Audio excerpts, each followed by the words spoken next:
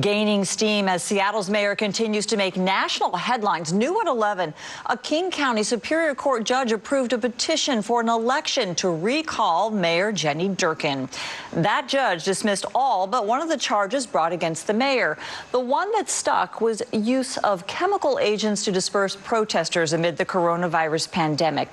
Now, here's a look at the approved ruling, which gives petitioners the green light to start gathering signatures. They'll have to gather more than 50,000 signatures in just the next 6 months. Cole Miller worked on this story for us earlier tonight. He spoke with organizers about the petition and how the mayor's office is responding. In the wake of George Floyd's death at the hands of police, protests ignited across the U.S.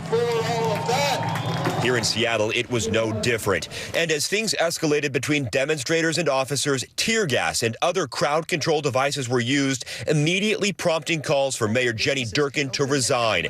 And not long after that, a movement to recall her with a petition for an election. Filing a petition to get permission for a vote is giving voters the right to choose now. Leading the push and backed by others, Elliot Harvey. I knew it was possible. I didn't know if there would be enough momentum behind it. And now a King County judge has given it the green light. Of 7 charges brought against the mayor, just 1 was not dismissed, and it had to do with police using tear gas and those chemical agents during the pandemic. So what comes next? Those petitioners will have 180 days to gather signatures from registered Seattle voters. They'll need 25% of the total votes cast for Durkan in 2017, which comes out to a little more than 56,000 signatures. Recall is for the voters to decide for themselves, and that's what we're doing. The mayor's office released a statement saying in part, quote, "At this stage, the court is required to accept the petition's allegations as factually true.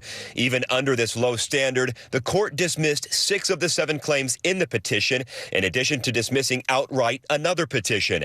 The mayor believes the remaining claim will be dismissed." That was Cole Miller reporting. Harvey admits the work ahead could be a challenge. Those signatures will have to be gathered in person, which isn't easy with a pandemic. According to Harvey, the mayor's office has yet to file an appeal.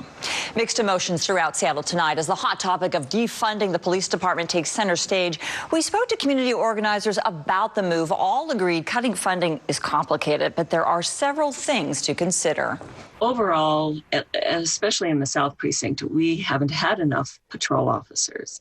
So further defunding the police, I don't think is really going to help. If we do a 50% cut, I think that we will regret it. We are in favor of reallocating resources towards other things that keep survivors safe, especially housing, mental health.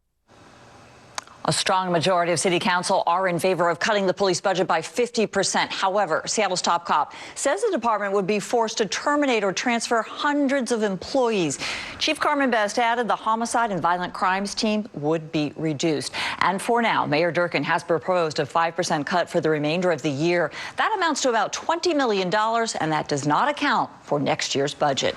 That brings us to our Como News Twitter poll. We're asking, do you support the idea of defunding the Seattle Police Department?